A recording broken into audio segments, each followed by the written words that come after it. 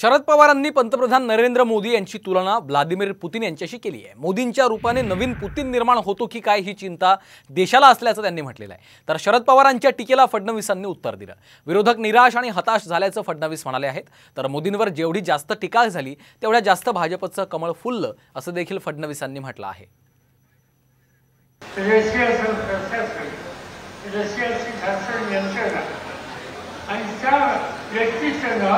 Putin आज या देशामध्ये मोदींच्या रूपाने नवीन पुतिन तयार होतं काय ही चिंताला देखील। ये सारे के सारे निराश लोग हैं और इनको हार की हताशा ने गाली गलौज पर उतारा है। और आप सभी जानते हैं जब जब मोदी जी को गाली पड़ती है तब तक विजय बड़ी होती है।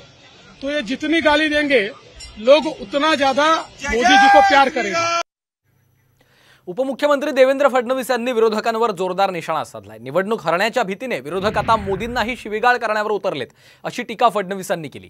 तर उद्धव ठाकरेंनी 2.5 वर्षात केलेलं एक काम दाखवावं असं आव्हान फडणवीसांनी दिलंय। उद्धव ठाकरेंनी महाराष्ट्रामध्ये एक केलेलं काम दाखवा। एक 2.5 वर्ष मुख्यमंत्री असताना त्यांनी केलेलं एक काम दाखवा। जवळपास 25 वर्ष महानगरपालिका त्यांच्याकडे होती। मुंबईत केलेलं एक काम दाखवा।